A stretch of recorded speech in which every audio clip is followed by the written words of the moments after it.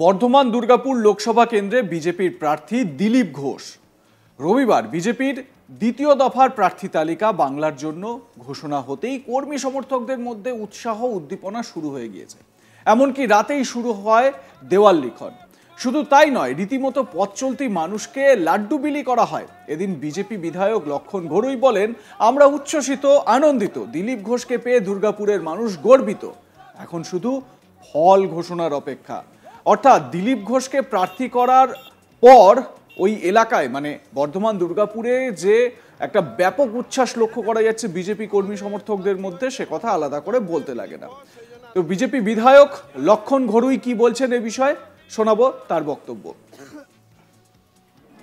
অনেক অপেক্ষার পর দ্বিতীয় দফায় আমাদের প্রার্থী ঘোষণা হয়েছে।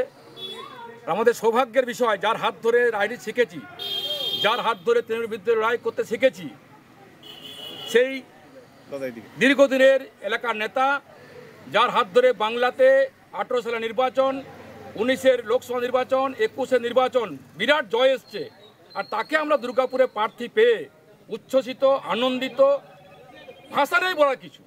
তাই আমরা রাত 10টা বাজছে, 10:20 প্রায়, আমরা বিদ্যাপতি দেশে লাইটিং করলাম, মিছিল করলাম, আবির খেললাম, মিষ্টিমুখ করলাম। উদ্দেশ্য একটাই, আতশবাজি হচ্ছে, তার একটাই কারণ, দিলীপ ঘোষকে পেয়ে বাংলার মানুষ, সঙ্গে সঙ্গে দুর্গাপুরের মানুষ গর্বিত। আমরা উচ্ছ্বসিত, আনন্দিত, অপেক্ষা করছে কখন নামটা ঘোষণা হবে।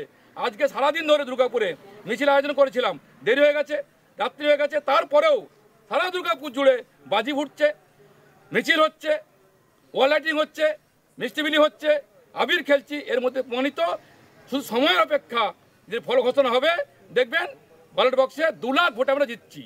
তাই আরেক নাম আন্দোলন, আরেক নাম দিলীপ ঘোষ। তাই দিলীপ ঘোষকে পেয়ে আমরা আনন্দ আবার বলছি, দিলীপ ঘোষ জিন্দাবাদ, দিলীপ ঘোষ জিন্দাবাদ, ভারত মাতা কি।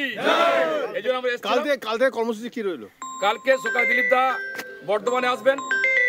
বর্ধমান থেকে যেহেতু দলীয় উৎসব আছে, তাই অন্য কোনো কার্যক্রম না করে দিলীপ দা নিজে বলেছেন যে বর্ধমান, গলসি, আমাদের বুধবুধ, পানাগড়, দুর্গাপুর সারাউন্ডিং পুরো এলাকাতে কাল তিনি সমস্ত মানুষের সঙ্গে দলে উৎসবে মিলিত হবেন, কমিটির সঙ্গে, সাধারণ মানুষের সঙ্গে।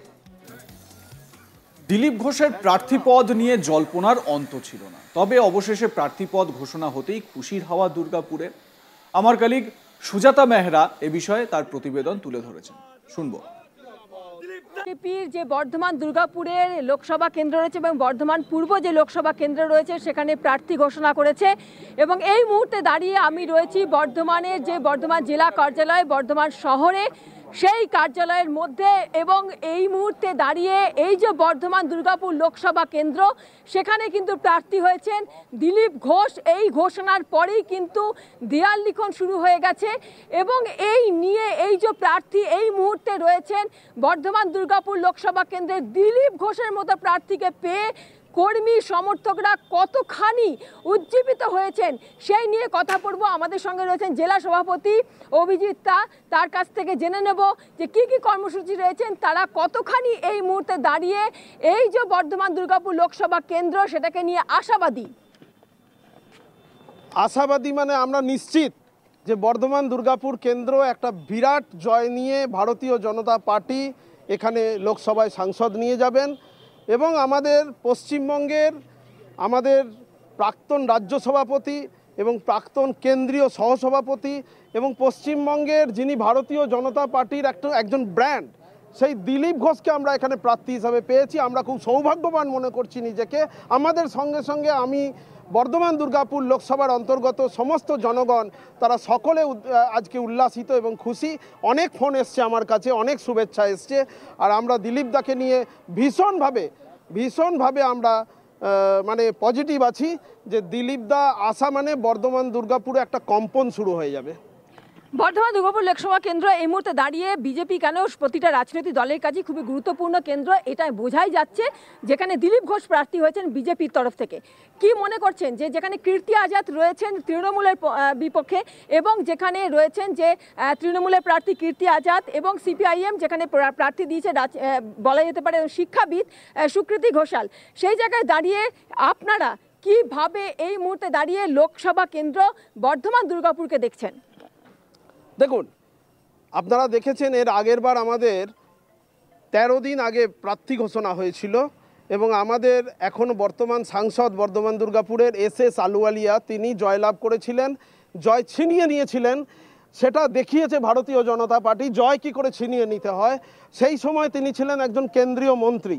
তো এখানে বর্ধমান দুর্গাপুরে কোনো একজন হেভিওয়েট প্রার্থী হবে এটা আমাদের কাম্য ছিল। এইবারে এসছেন দিলীপ ঘোষ। আমি মনে করি দিলীপ ঘোষের থেকে এই বর্ধমান দুর্গাপুর কেন এই আশেপাশে কোনো কেন্দ্রে বড় প্রার্থী কেউ হতে পারে না। এত হেভিওয়েট শুধু নয়, মাটির মানুষ, মাটি কামড়ে পড়ে থাকার মানুষ, জনগণের নেতা, জননেতা আর কেউ নাই। বেশ কিছুটা দেরি করে প্রার্থী ঘোষণা, তো তারপরে এইরকম একটা হেভিওয়েট প্রার্থীকে পাওয়া কীরকমভাবে, মানে আপনারা নিজেদেরকে কতখানি কীরকম মনে করছেন? আমাদের আনন্দ আমরা বোঝাতে পারছি না যে আমরা কোন জায়গায় আনন্দিত। কারণ কালকে যখন দিলীপদা এখানে সকাল 10টায় ঢুকবেন, আমরা চিন্তা করে ভেবে পাচ্ছি না যে দিলীপদাকে আমরা বর্ধমান দুর্গাপুরে প্রার্থী হিসাবে পেয়েছি এবং কত আনন্দের সঙ্গে আমাদের কার্যকর্তারা তাকে রিসিভ করে নিয়ে আসবেন এবং তাকে এখানে বর্ধমানের মাটিতে আনার পর এই বর্ধমান দুর্গাপুর লোকসভায় যে কম্পন শুরু হবে সেটা বিরোধীদের কাছে হৃদকম্পন। আশা করছেন কি? আশা করছি জয় কত বড় জয় হবে সেই মাপকাঠিটা বাকিরা মেপে নিক। কিভাবে আজকে রাত্রিবেলাতে দেখলাম যে আপনারা মোটামুটি প্রচার শুরু করেছেন, কি কি করছেন? আমাদের ওয়ার্ল্ড রাইটিং চলছে। আমাদের নির্দেশ দিয়ে দেওয়া হয়েছে যেখানে যেখানে বিভিন্ন মণ্ডলে, আমাদের মণ্ডল ভিত্তিক দল, তো মণ্ডলে মণ্ডলে ওয়ার্ল্ড রাইটিং যাতে শুরু হয় এবং আগামীকাল এবং পরশু দোল আছে।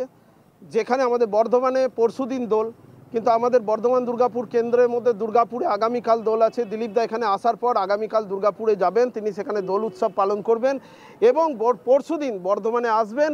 বর্ধমানে এসে তিনি আমাদের সঙ্গে দোল উৎসব পালন করবেন এবং তারপরে আমরা বিভিন্ন আমাদের যে প্রচার, আমাদের যে মানুষের সঙ্গে সম্পর্ক, সেই কাজ আমাদের শুরু হয়ে যাবে। আমরা কথা বললাম যে বর্ধমানের যে অভিজিৎ তা রয়েছেন সভাপতি, তার সঙ্গে, এবং সত্যি কথা বলতে কি সবাই প্রার্থী ঘোষণা করে দিয়েছিল, বিজেপির একমাত্র বাকি ছিল। এই জায়গায় দাঁড়িয়ে কিন্তু বিজেপির এই যে প্রার্থীকে পাওনা, দিলীপ ঘোষের মতো প্রার্থীকে পেয়ে কিন্তু সত্যি উজ্জীবিত হয়ে পড়েছেন বিজেপির যারা কর্মী সমর্থক রয়েছেন তারা। এবং রাত্রিবেলায় একটু দেরি করেই কর্মী সমর্থকরা জানতে পারেন যে তাদের বর্ধমান দুর্গাপুরের মতো লোকসভা কেন্দ্রের প্রার্থী হয়েছেন দিলীপ ঘোষ এবং সেই জানার পরই কিন্তু তারা রীতিমতো যাকে বলে উৎসাহ উদ্দীপনায় ফেটে পড়েছেন এবং তারা দেয়াল লিখন শুরু করে দিয়েছেন। যেহেতু রাত হয়ে গেছে সেই জন্য তারা কিন্তু সেই রকম কোনো কর্মসূচি রাখতে পারেননি যেমনটা তারা জানালেন, কিন্তু আগামীকাল তাদের কিন্তু কর্মসূচি থাকছে টান টান।